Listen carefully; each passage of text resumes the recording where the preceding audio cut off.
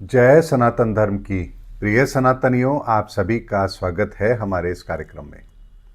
सनातनियों, मैंने एक दिन पहले वीडियो दिया था जिसमें मैंने कहा था कि हमारी पहचान यानी हमारा वर्गीकरण भी ऊपर वाले ने जरूर किया हुआ है और हम 144 तरह के लोग हैं जो इस धरती पर जन्म लेते हैं। हमारी अपनी अपनी अलग एक विशेषता है। आप में से हजारों लोगों ने हमें मैसेज किया कि हमारी क्वालिटी कौन सी है या हम किस कैटेगरी में आते हैं। तो सनातनियों, एक बात को समझिए, ये इतना आसान नहीं है कि मैं आपको 2 शब्दों के अंदर या 2 लाइन के अंदर या 10 मिनट में आपको समझा दूं कि आप किस कैटेगरी में आते हैं, क्योंकि 144 कैटेगरी है और उस 144 कैटेगरी को भी हमने 3 खंडों में विभक्त किया है। तो ये एक ज्योतिष के गूढ़ विज्ञान का एक पार्ट है। इसके लिए भी आप यदि ज्योतिष विधा को समझने की कोशिश करेंगे तो आप बहुत आसानी से स्वयं को भी जान पाएंगे, अपने परिवार को भी और अपने आसपास के लोगों को भी अच्छी तरह से समझ पाएंगे कि किसके साथ आपको किस तरह का व्यवहार करना है। इसके लिए भी मैंने ज्योतिष के अंदर बहुत सारे ऐसे कोर्स को डिज़ाइन किया है ताकि एक साधारण इंसान जो अपने जीवन के बारे में जानना चाहता है उसे भी वो चीज़ पता लग जाए, और जो ज्योतिष सीख करके इसे एज ए प्रोफेशन के तौर पर लेना चाहता है, समाज की सेवा करना चाहता है और इस ज्योतिष विद्या के द्वारा उस ज्ञान को भी प्राप्त करना चाहता है, उसे ऋषि परंपरा पर भी चलना चाहता है, तो उसके लिए भी मैंने अलग तरीके से किस तरह से इस विधा को प्रयोग में लिया जाता है इस पर भी मैंने काम किया है। इसीलिए 26 तारीख को जो हमारा प्रोग्राम हो रहा है, 26 दिसंबर 2024 को जयपुर में, उसमें इसी सनातन ज्योतिष का मैं पूरा रहस्य आप लोगों के सामने रखूंगा कि वास्तव में वो ज्योतिष कौन सी है जो भगवान गणपति ने हमें दी है और किस तरह से आने वाले समय के अंदर 30 मार्च 2025 के बाद ये ज्योतिष हम पर काम करेगी। और इसीलिए लगातार मैं वीडियो आप लोगों को दे भी रहा हूँ। बहुत से लोग मुझे अपनी कुंडलियां दिखाते भी हैं, तो उस समय पर भी मैं इन सभी पैरामीटर को ध्यान में रखकर उनको उनकी कुंडली के आधार पर क्या उनके लिए श्रेष्ठ है ये जरूर बताता हूँ। हालांकि समय के अभाव के कारण से मैं ज़्यादा लोगों की कुंडली नहीं देख पाता हूँ, लिमिटेड लोगों की ही अपॉइंटमेंट मैं बुक करता हूँ, लेकिन फिर भी मेरी कोशिश होती है कि जो लोग मेरे पास आ रहे हैं मैं कम से कम उन्हें उनकी ज़िंदगी का बेहतर समाधान तो दे सकूँ और साथ में आप लोगों को भी इस तरह से तैयार कर सकूँ कि आप लोग भी दुनिया की सेवा कर सके। सनातनी, ये बात तो मैंने आपको पिछले वीडियोस के बारे में जो लोगों का कन्फ्यूज़न था उसके संदर्भ में कही है, लेकिन आज के वीडियो के अंदर मैं आपको इसी लगातार जो एक प्रोसेस चल रहा है, मेरे वीडियो के माध्यम से मैं आपको हर बात को गहराई से समझाता जा रहा हूं, उसी में आज एक बात आप लोगों के सामने और रख रहा हूं कि किस तरह से हम अपने जीवन के अंदर अपनी गति को निर्धारित कर सकते हैं। यानी इस संसार में हमारे आने का उद्देश्य जो होता है, उस उद्देश्य को हम एक जीवन को जीते हुए कैसे हासिल कर सकते हैं, इसके संदर्भ में सनातन सूत्र क्या है और कैसे हमारे मनुष्य से देवता बनने की यात्रा होती है और किस तरह से हम परमात्मा को प्राप्त करते हैं या उनके द्वारा बनाए गए इस विधान के अंदर अपना महत्वपूर्ण रोल प्ले करते हैं, इसी सनातन रहस्य को आज आपके सामने रख रहा हूं। वीडियो को अंत तक देख लेना, आपके दिमाग के सारे दरवाजे खुल जाएंगे, सारे पर्दे आपके आंखों के सामने जो हैं संशय के वो हट जाएंगे और आपको ये पता लग जाएगा कि आप वास्तव में करना क्या चाहते हैं और आप कर क्या रहे हैं। सनातनियों, हम इस जीवन में आए हैं तो कोई ना कोई योग्यता लेकर तो जरूर आए हैं। ये अलग बात है कि हम उस योग्यता को ना पहचानते हुए आज के दौर में हम केवल और केवल अपने बाहर के आसपास के वातावरण को देख करके अपनी गति निर्धारित करते हैं। जैसे इस समय मान लीजिए एआई पर काम करने वालों के पैकेज बहुत अच्छे हैं तो हर व्यक्ति फिर उसी तरफ जाना चाहता है। डॉक्टर को अच्छे पैसे मिलते हैं, उसका रुतबा समाज में अच्छा है तो हर व्यक्ति फिर डॉक्टर बनना चाहता है। जैसे एक समय आया था जब हर आदमी एमबीए करना चाहता था, फिर इंजीनियरिंग की दौड़ शुरू हुई। यानी हमें अपनी प्रतिभा से मतलब नहीं है, हम केवल ये चाहते हैं कि आज की डेट के अंदर समाज के अंदर एक स्टैब्लिश होने के लिए किस क्वालिफिकेशन की जरूरत है, हमें केवल वही क्वालिफिकेशन लेनी है ताकि एक अच्छा पैसा हम कमा सके और एक अच्छी जिंदगी जी सके। लेकिन यकीन मानिए कितने लोग उसमें सफल होते हैं। हर साल 25 लाख लोग नीट का एग्जाम देते हैं, लेकिन मात्र 1 लाख लोग ही उसमें से डॉक्टर बनने के काबिल होते हैं। तो बाकी के 24 लाख लोगों का क्या होता है?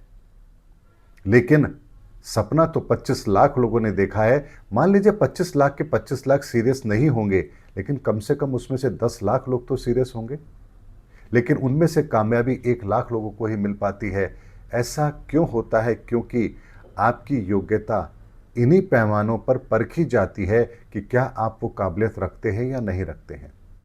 ऐसे में यदि आप भी उसी ऊर्जा को लेकर पैदा हुए हैं जो ऊर्जा आपको मेडिकल क्षेत्र में ले जाती है, तो यकीन मानिए आपको सफलता सहजता से मिलती है। अब इसी तरह से, ये मैंने एक एग्जाम्पल दिया है, अब इसी तरह से हर व्यक्ति अपने अपने फील्ड के अंदर काम करता है। काम करके औरों से बेहतर करके वो अपने लिए एक मुकाम बनाता है। चाहे वो एक बड़ा बिजनेसमैन बने, चाहे एक अच्छा एस्ट्रोलॉजर बने, चाहे एक अच्छा डॉक्टर बने, चाहे एक अच्छा इंजीनियर बने, चाहे एक अच्छा व्यापारी बने, चाहे अच्छा साहित्यकार बने, चाहे एक अच्छा कथावाचक बने, चाहे एक अच्छा संत बने, चाहे एक अच्छा मुनि बने, चाहे एक अच्छा समाज सुधारक बने, वो कुछ भी करे उसमें वो बेहतर कर पाता है। तो यकीन मानिए इस समय पर आपको ये बात समझनी है कि आप भी वही कर रहे हैं जो ईश्वर आपको गुण देकर के इस धरती पर भेज रहा है।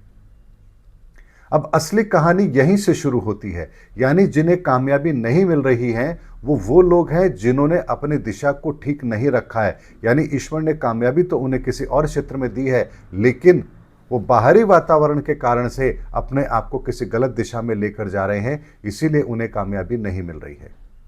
लेकिन जिन लोगों की दिशा ठीक होती है वो लोग कामयाब भी होते हैं। लेकिन असली कहानी यहीं से शुरू होती है कि जब आप कामयाब बन जाते हैं तब आप क्या करते हैं, यानी अब आप समाज को डिलीवर क्या कर रहे हैं।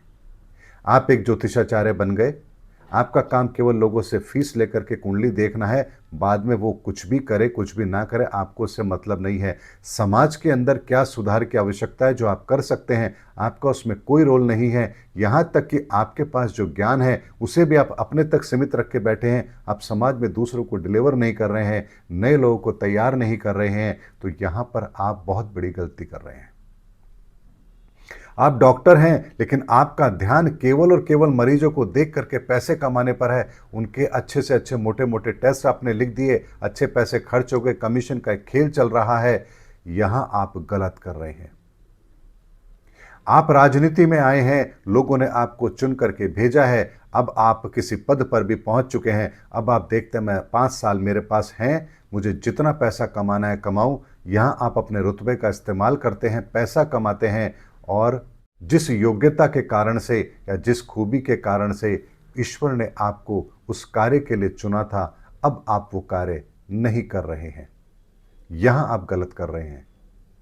आप शिक्षक बन गए हैं, लेकिन जो बच्चे आपके स्कूल में हैं या जिन बच्चों को आप पढ़ा रहे हैं, आप उनके विकास पर ध्यान नहीं दे रहे। आपके मन में भाव है ही नहीं कि मेरे स्कूल में जो बच्चे आए हैं, मैं उनके जीवन में उनको बेहतर इंसान बनाने के लिए मैं ऐसा क्या कर सकता हूं या कर सकती हूं जो उनको एक बेहतर इंसान बनाए। यानी जो शब्द लिखे होते हैं स्कूल के बाहर, ज्ञानार्थ प्रवेश सेवार्थ प्रस्थान, क्या इस चीज को आप चरितार्थ कर रहे हैं? क्या आपके भीतर ये भावना है कि हर बच्चा जो मेरे स्कूल में आ रहा है या जिसे मैं पढ़ा रहा हूं, उसके भीतर के गुण को पहचान कर मैं उसे श्रेष्ठ इंसान बनाने के लिए उसको प्रेरित कर सकूं? अगर ये भावना आपके अंदर नहीं है तो आप गलत कर रहे हैं। आप इंजीनियर हैं, लेकिन आपका ध्यान इस और नहीं है कि इंसान की परेशानी क्या है और मैं अपने इस गुण के आधार पर उन्हें क्या वो टेक्नोलॉजी दे सकता हूं जिससे उनका जीवन आसान हो। तो यहां पर आप फिर गलत कर रहे हैं। यदि आप किसान हैं और आपका ध्यान लोगों को बेहतर चीज देने पर नहीं है और आप इंजेक्शन लगा लगा के फलों को सब्जियों को पका रहे हैं, तो आप गलत कर रहे हैं। आप दूध का व्यापार करते हैं लेकिन नकली दूध बना करके बेच रहे हैं, यहां आप गलत कर रहे हैं। यानी ईश्वर ने हमें जिस कार्य के लिए नियुक्त किया है, जो कार्य हम करते हैं, निश्चित मानिए ईश्वर की कृपा ही है जो हम उस कार्य को कर रहे हैं और उस कार्य से हमारी आजीविका चल रही है। तो ऐसे में ईश्वर ने हमें उस कार्य के द्वारा अपनी जिंदगी को बेहतर बनाने का एक विकल्प दिया है। इस बात की गंभीरता को हमें समझना चाहिए। क्योंकि इस दुनिया का एक मैकेनिज्म है, एक व्यवस्था है। उस व्यवस्था में हमारा क्या रोल है ये ईश्वर ने हमारे लिए तय किया है। और उस व्यवस्था में जब हम स्थापित हो जाते हैं और यहाँ पर यदि हम उस कार्य को बेहतर नहीं कर रहे हैं तो हम सीधे सीधे ईश्वरीय कार्य में व्यवधान पैदा कर रहे हैं, जिसके बारे में मैंने आपको पहले भी कहा है, ये अक्षम्य अपराध है। और ऐसे में फिर आपकी गति जो होती है वो बहुत ही गलत होती है। आप जन्म जन्मांतर के लिए उन योनियों में भटकते हैं जिस योनि में आपको उसी तरह के फल भोगने को मिलते हैं जो अपराध आप यहां कर रहे हैं। लेकिन कुछ लोग होंगे जो अपने इस कार्य को बेहतर करते हैं, तो उनका क्या? हमने तो यही सुना है, अरे हाँ पुण्य मिलता है, पुण्य कमाना चाहिए, लोगों की सेवा करनी चाहिए। यकीन मानिए पुण्य मिलता है या नहीं मिलता है ये अलग विषय है, किसने देखा पुण्य मिलता है या नहीं मिलता। लेकिन क्या मिलता है इस बात को समझ लीजिए। जब आप इसी व्यवस्था में रहते हुए अपना कार्य करते हैं, एक अध्यापक है, बेहतर तरीके से पढ़ा रहा है क्योंकि उसका वो कर्म है, तो यहां इसका ये तो कर्म है, इसमें पाप और पुण्य की श्रेणी तो नहीं आएगी। लेकिन यकीन मानिए ये उसका कर्म उसे पुण्य से भी उच्च श्रेणी में लेकर के जाता है। एक यदि राजनेता है, राजनीति में है और वो जनता के लिए श्रेष्ठ कार्य कर रहा है, तो यकीन मानिए वो उसका कार्य है, उसे करना चाहिए, लेकिन ये उसके पुण्य से भी ऊपर की श्रेणी में काउंट होता है। ऐसे में जब आप अपने जीवन के अंदर जिस क्षेत्र में भी आप हैं उस क्षेत्र में जब बेहतर करते हैं तो ईश्वर आपको अपनी कृपा से परिपूर्ण करता है। आप पर विशेष कृपा ईश्वर की होती है। आपको हर वो संसाधन ईश्वर देता है जिससे आप उस कार्य को बेहतर तरीके से कर पाएं। ये वो स्थिति है जहां आप फिर ईश्वर के दूत बनकर काम करते हैं। और जब ये कार्य आप करते हैं आपके अंदर एक विशेष योग्यता भी आती है, और ये विशेष योग्यता जो आपने स्वयं ने अपने पुरुषार्थ से अर्जित की है, अब आप ईश्वर के उस टीम में शामिल हो चुके हैं जिसे ईश्वर बहुत प्रेम करते हैं। यहां आप जब अपने इस जीवन को पूर्ण करते हैं, उसके पश्चात आपकी जो ऊर्जा है उस ऊर्जा का एक विशेष स्थान होता है। मान लीजिए आप एक अच्छे अध्यापक हैं, पूरे जीवन आपने बेहतर काम किया है, हजारों लोगों को अपनी इस विधा से लाभान्वित किया है, तो यहाँ आप फिर गुरुदेव बृहस्पति की उस टीम में ऊर्जा के रूप में शामिल होते हैं। अब आप उनके दूत बनकर मृत्यु के पश्चात भी अब आप गुरुदेव बृहस्पति के साथ उस टीम में काम करते हैं, जो टीम इस धरती के लिए काम करती है, जिसे हम जानते ही नहीं है कि इस धरा पर जो कुछ हो रहा है उसके पीछे ईश्वर का एक मैकेनिज्म काम कर रहा है। अगर बारिश की व्यवस्था होनी है तो वो वरुण देव के हाथ में है। अग्नि देव हैं, वो अग्नि की व्यवस्था करते हैं। वर्षा के जल की व्यवस्था वरुण देव करते हैं। और भी ऐसी बहुत सारी व्यवस्थाएं हैं। पवन देव हैं, हवा को चलाने की व्यवस्था करते हैं। हर चीज के पीछे एक देवी देवता है जो उस कार्य को सुचारू करते हैं। और जब हम व्यवधान डालते हैं, उस कार्य को पूरा नहीं होने देते, तब ईश्वर हमसे नाराज होता है और हमारे जीवन में दुखों को शामिल करता है। किसी को पनिशमेंट तब नहीं मिलती है जब वो सही कर रहा हो, पनिशमेंट तब मिलती है जब आप गलत कर रहे हो। इसीलिए हम जब गलत करते हैं तभी देवी देवता हमसे रुष्ट होते हैं, और देवी देवता के रुष्ट होने से हमारे जीवन में उन्हीं चीजों का अभाव उत्पन्न होता है।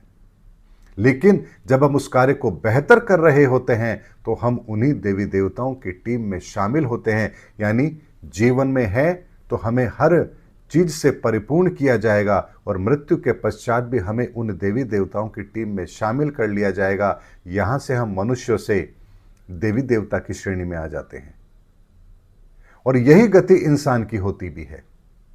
अगर आप पर्यावरण के लिए बहुत अच्छा कार्य कर रहे हैं तो आपको वन देवी या वन देवता जो भी उससे संबंधित हैं, आपको उनके साथ उनकी टीम में शामिल कर दिया जाएगा। आप एनवायरनमेंट के लिए काम कर रहे हैं, यानी कि वायुमंडल के अंदर जो पॉल्यूशन है उस पर अगर आप काम कर रहे हैं तो आपको पवन देव की टीम में शामिल कर दिया जाएगा। आप वर्षा के जल के संरक्षण के लिए काम कर रहे हैं, जल पर काम कर रहे हैं, तो मृत्यु के पश्चात आपकी ऊर्जा को वरुण देव की टीम में शामिल कर दिया जाएगा। यहां से आपकी गति फिर आगे बढ़ती है। और इसीलिए आने वाले समय के अंदर भी ये देवी देवताओं की संख्या बढ़ती चली जाएगी। जो 33 करोड़ देवी देवता आपने सुने हैं, ये वही 33 करोड़ लोग हैं जो इस धरती पर पैदा भी हुए हैं, जिनकी विशेष योग्यता के कारण से उन्हें देवी देवताओं के अंदर स्थान मिला है। और वर्तमान के अंदर 86 करोड़ देवी देवता हैं और ये संख्या लगातार बढ़ती भी रहेगी, क्योंकि देवी देवताओं के अंदर मनुष्य ही मृत्यु के पश्चात शामिल होते हैं। क्योंकि हमारी ऊर्जाएं, जो सकारात्मक ऊर्जाएं हैं, ये कभी नष्ट होती ही नहीं है। ये बात विज्ञान भी कहता है कि energy can not be destroy, it can be change. तो यहां हमारी जो ऊर्जा है, उस सकारात्मक ऊर्जा, जिस योग्यता को हमने हासिल किया है, ये कभी भी समाप्त नहीं होती है। और ये इसी तरीके से आगे जाकर के हमें देवी देवताओं की श्रेणी में शामिल करती है। और इसीलिए कुंडली के अंदर भी केतु के 12वें भाव में होना, जिस राशि में होना, यह दर्शाता है कि आप किस तत्व की प्रधानता को लेकर के श्रेष्ठ कार्य कर रहे हैं, या किस तत्व की प्रधानता को आपने गलत प्रयोग किया है उसका। इस कारण से आपको ये अंतिम जन्म मिला है। यहां आपको वो कर्म सही करना है, या जो अधूरा कार्य रह गया था उसको पूरा करके आपको अगली गति में जाना है। इसीलिए कुंडली का विधान एक ऐसा विधान है जो आपके जन्म जन्मांतर के अंदर आप जो जो कर रहे हैं, उन सब को आपके जीवन के अंदर इतना बेहतर तरीके से आपके सामने रखता है कि जिसको जानने के पश्चात आपके पास और कोई संदेह होता ही नहीं है कि अब मैं करूं तो क्या करूं। जैसे किसी का व्यापार कितना बड़ा है, ये आप कैसे जानेंगे? क्या आपको वो अपने एक एक ऑफिस में ले जाके बताए, एक एक कर्मचारी से मिलवाए, एक एक बही खाते को दिखाए कि देखो जी ये मेरे को लेना है, ये मेरे को देना है? अगर आप केवल उसकी बैलेंस शीट को देखेंगे तो आपको पता लग जाएगा कि इसका व्यापार कितना बड़ा है, इसकी कितनी डेबिट्स हैं, कितनी क्रेडिट्स हैं, एसेट कितनी हैं, बैंक बैलेंस कितना है, किस चीज़ का ये काम करता है। हर चीज़ आपको केवल बैलेंस शीट देख के पता लग जाएगी। इसी तरह से हमारे जीवन की बैलेंस शीट भी हमारी कुंडली होती है, जो हमें बताती है कि हमारे बही खातों में क्या क्या दर्ज है। इसीलिए सनातन विज्ञान को समझिए। ये विज्ञान अंधविश्वास नहीं है, ये विज्ञान इतना साइंटिफिक है जो केवल आपके वर्तमान जीवन की ही सारे हिसाब किताब को नहीं रखता है, बल्कि आप जब से इस धरा पर आ रहे हैं, जा रहे हैं, आपके हर जन्म का हिसाब किताब आपको यहाँ मिलता रहता है। जैसे एक बैलेंस शीट आपकी ये बता देती है कि आपका व्यापार चाहे 20 साल पुराना है, लेकिन आज आप 20 साल में कहाँ खड़े हैं, ठीक उसी तरह से वर्तमान की कुंडली आपकी ये बता देती है कि आपने चाहे जितने जन्म लिए हो, वर्तमान में आप कहाँ खड़े हैं और पिछले जन्मों में आपने क्या क्या किया होगा। क्योंकि अगर अच्छा किया होता तो वर्तमान में ये स्थिति नहीं होती, और अच्छा किया है तो वर्तमान में ये स्थिति आपको जरूर मिली है। इसीलिए हमें अपने जीवन के अंदर जो भी योग्यता मिली है, जो भी ईश्वर ने दिया है, उसमें कभी भी बेईमानी नहीं करनी चाहिए। यहां आप किसी और का नुकसान नहीं कर रहे हैं, बल्कि आप स्वयं का नुकसान कर रहे हैं। चौराहे पर खड़े हैं, आपका ध्यान ट्रैफिक व्यवस्था पर नहीं है, बल्कि इस बात पर है कि कौन से बाहर के स्टेट की गाड़ी का नंबर है, उसको रोको, 150, 200, 500 रुपये कमाई मिलेगी। तो यकीन मानिए आपकी गति क्या होने वाली है, ये आप सोचेंगे भी ना। अगर आपको बता भी दिया गया तो आपकी रूह कांप जाएगी। लेकिन आपका ध्यान उन व्यवस्थाओं को सही करने पर नहीं है, बल्कि पैसे कमाने पर है।